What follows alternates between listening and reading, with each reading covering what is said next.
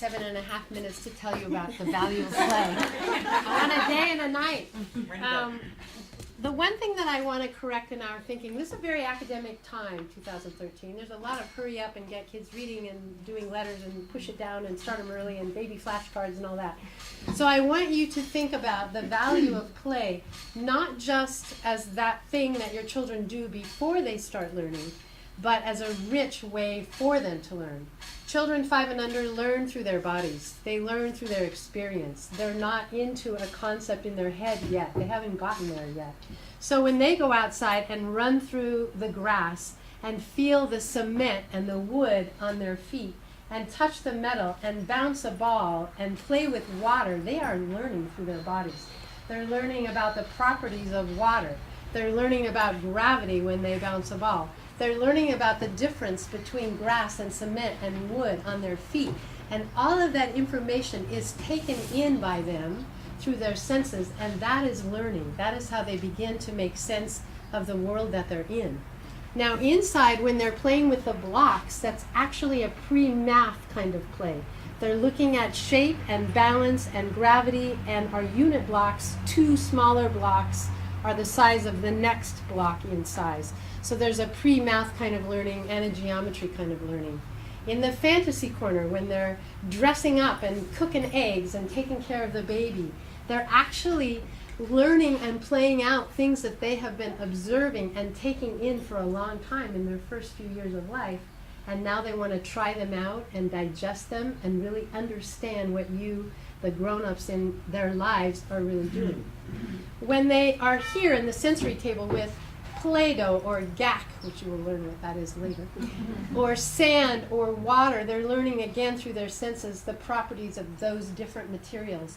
When they use art, and we don't really encourage product art, we encourage art that's very expressive and free, using crayons, using liquid watercolor, using markers, using tempera paint.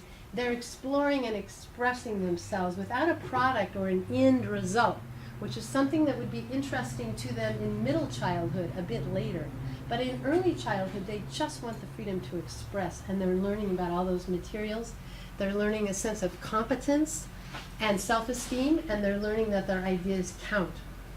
I also read an article this summer that says play allows for self-regulation.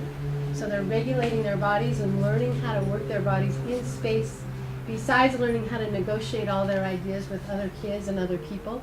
And they're also learning the function where you plan and have an idea and then manifest it and carry it out. So if a child runs out there to play with a wagon and they want to attach that wagon to a tricycle, then they have to plan and think about how they might do that. And we are doing that facilitating of their learning all the time. We're not here to lead their learning. We lead in circle time when they learn about being part of a group and not being in charge for those few minutes as we learn as a group.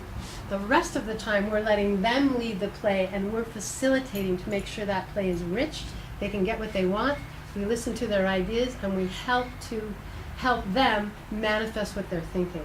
So it becomes a very rich curriculum place of learning for your children. And it comes from their own interest. So we're not telling them they should sit down and do the puzzle, or they should go out to the water table, or they should paint a picture. We're laying out all the materials in the different areas, both inside and outside, and letting them choose. And if you think about it, we are all probably the most motivated to learn when it's an area of our own interest, when it comes from something inside that piques our interest and makes us want to learn. So that's what this place is about, and that's what a play curriculum is about. And I want us to remember how they're learning every minute, so that it's not just that they're here until they go and really learn. So a couple of sentences. Playtime aids growth. It's a voluntary activity. Play offers a child freedom of action.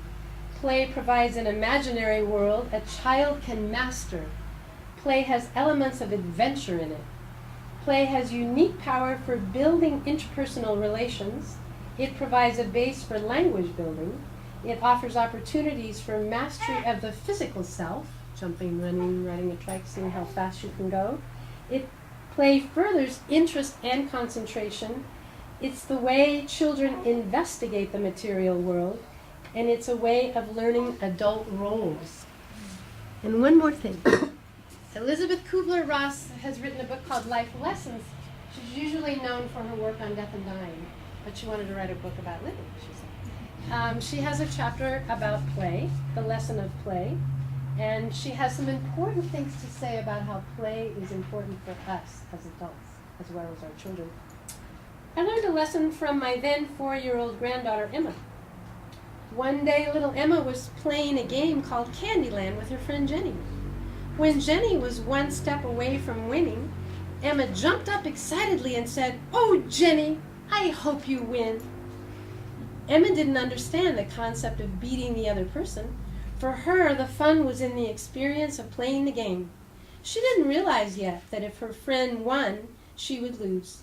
She was just happy to be playing. We could all learn a lot from her innocence. When we were children, every experience was rich with possibilities for magic. If we could recapture just a touch of that old feeling and play a little more, we could regain some of our lost innocence. Even as our bodies grow older, we can stay young at heart. We can't help growing old on the outside, but if we keep playing, we'll stay young on the inside. So we invite you to play here with your children. We invite you to leave your cares and adult worries and concerns at the door.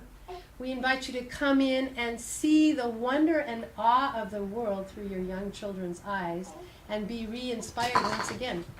And then we'll all be learning from the children, and the children will be learning from their play.